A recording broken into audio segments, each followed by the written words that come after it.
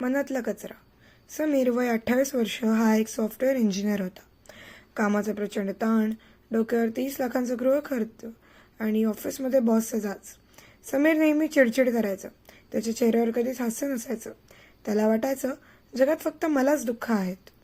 तो रोज संध्याकाळी पार्कमध्ये जाऊन एका बाकड्यावर बसत असे.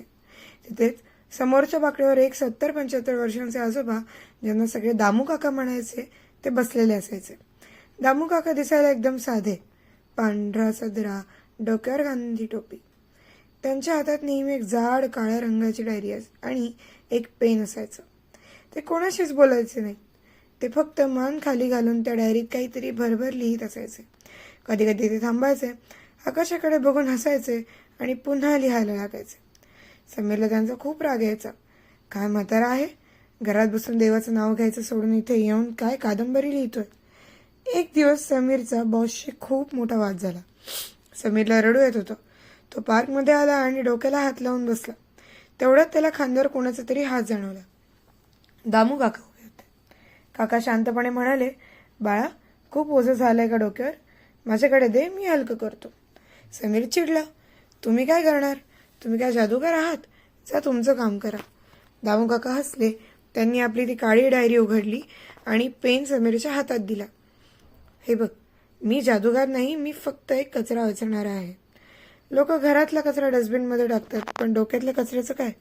त्याचा वास येतो, तो चढतो आणि मग माणूस वेडा होतो.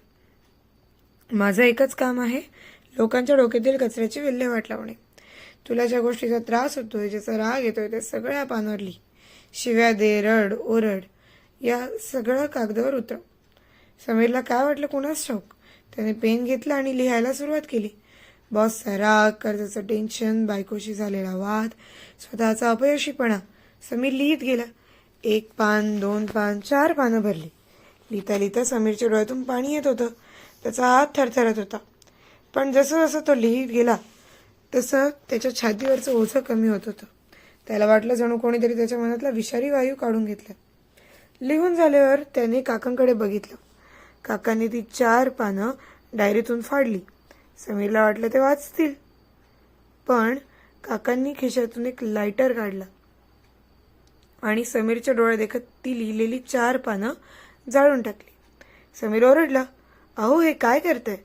मी इतकं महत्वाचं लिहिलं होतं. दामू काका हसले आणि म्हणाले, बाळा, ते महत्वाचं नव्हतं, तो कचरा होता. एकदा कचरा घराबाहेर काढला की आपण तो जपून ठेवतो का? नाही ना. मग मनातल्या वेदना कागदावर का जपून ठेवायच्या? तू लिहिलंस, तुझं मन रिकामं झालं आणि मी जाळलं. म्हणजे त्या समस्या आता अस्तित्वातच नाहीत. आता तू मोकळा आहेस. नवीन सुरुवात कर. समीरला त्या दिवशी खूप शांत झोप लागली.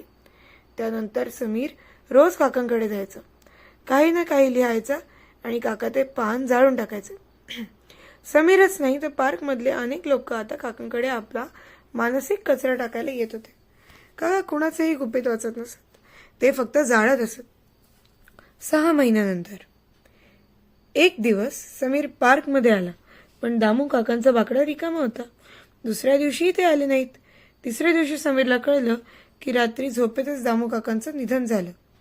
समीर धावत काकांच्या घरी गेला. तिथे काकांचा मुलगा सामान आवरत होता. समीरने विचारलं, त्यांची ती डायरी कुठे आहे? मला ती बघायची. मुलाने कपाटातून ती काळी जाड डायरी काढून समीरच्या हातात दिली. समीरला वाटलं काकांनी जगाचं रहस्य, काहीतरी मोठं ज्ञान घेऊन ठेवलं असेल. त्याने थरथरत्या हाताने डायरी उघडली. पहिलं पान कोरे, दुसरं पान पण कोरे, तिसरं, चौथं, शेवटचं पान. संपूर्ण डायरी कोरी होती. त्या डायरीच्या शेवटच्या कव्हरवर काकांच्या अक्षरात फक्त एक ओळ लिहिलेली होती. माणसाने आठवणी ठेवाव्यात, पण जखमा नाहीत. मी माझं आयुष्य रोज जाळलं, म्हणूनच रोज नव्याने जगलो. समीरला समजलं की काका रोज संध्याकाळी डायरीत काय लिहित होते. ते काही लिहितच नव्हते. ते फक्त दिवसभराच्या कटू आठवणी कागदावर उतरवून त्या जाळून टाकत होते.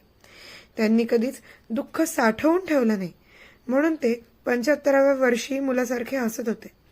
समीरने त्या दिवशी ती कोरी डायरी आपल्यासोबत घेतली. लिहिण्यासाठी नाही, तरी आठवण्यासाठी की जगण्याचं पहिलं सूत्र म्हणजे विसरणे, म्हणजेच लेटिंग